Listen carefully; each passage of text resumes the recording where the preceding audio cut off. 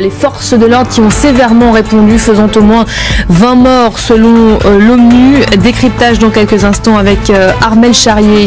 Il y a aussi ce regain de violence qui était attendu en République démocratique du Congo après l'expiration du mandat de Joseph Kabila. Une partie des Congolais sont finalement descendus dans les rues du pays pour manifester et réclamer la démission du président. Vous les voyez, comme redouté, la police est intervenue, faisant selon l'ONU au moins une vingtaine de morts parmi les civils. Armel Charrier, bonjour, vous suivez pour nous ce dossier.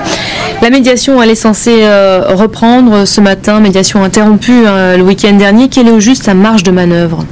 Alors selon les évêques, la marge de manœuvre existe parce que justement c'est pour ça qu'il y a une médiation, c'est pour faire avancer le dialogue en disant que la nomination de ce gouvernement que l'on a appris hier, eh bien ils s'y attendaient, ils avaient été prévenus et que donc du coup ça n'empêchait pas de continuer à avancer à petits pas pour trouver une solution.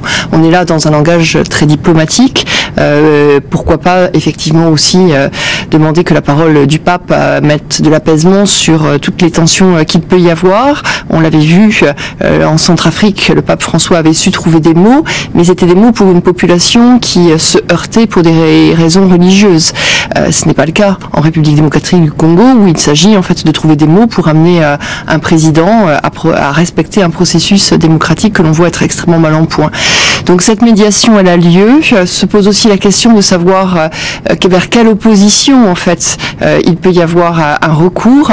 Il y a une toute petite partie de l'opposition qui a donc accepté de travailler avec le président Joseph Kabila dans ce nouveau gouvernement qui a été nommé. La grande partie de l'opposition, elle est ailleurs. La figure importante de l'opposition, évidemment, c'est Étienne Tshisekedi, mais c'est un homme qui a 84 ans, qui porte l'opposition depuis les années 60. Il était déjà dans des gouvernements avec le président Mobutu, du temps où il régnait.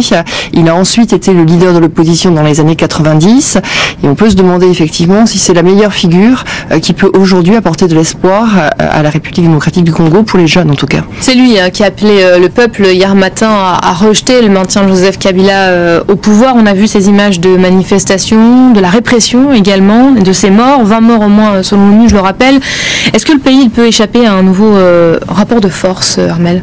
Difficilement, mais bien évidemment il faut choisir tous les axes possibles, parce qu'un rapport de force en RDC, on sait que ça devient très vite très grave, dans le sens où les violences sont importantes, où les morts se comptent par dizaines facilement, puis par centaines, et que c'est pour ça aussi que la communauté internationale est inquiète.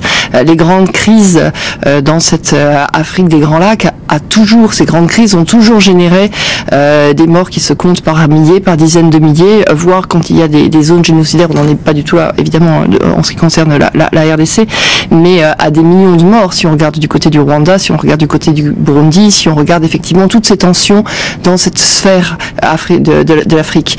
Ce qui est donc extrêmement important, c'est de voir comment est-ce qu'on peut arriver à faire passer un dialogue, et aujourd'hui le dialogue est difficilement entendable, parce que Joseph Kabila, qui joue effectivement sur des calendriers, sur des attentes, joue, semble-t-il, quand même vraiment le pourrissement de la situation, et qu'on a une jeunesse qui, elle, attend autre chose, qui a besoin de travail, qui a besoin de ne pas rencontrer de la corruption, qui a besoin, lorsqu'elle va chercher un travail, de ne pas avoir à vendre son corps ou à vendre ses convictions pour obtenir ce gagne-pain qu'elle n'a pas.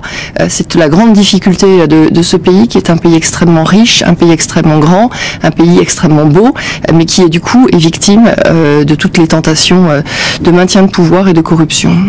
Merci beaucoup Armel. Suite au maintien de Joseph Kabila au pouvoir, la France a appelé hier l'Union européenne à revoir, réexaminer ses relations avec la RDC.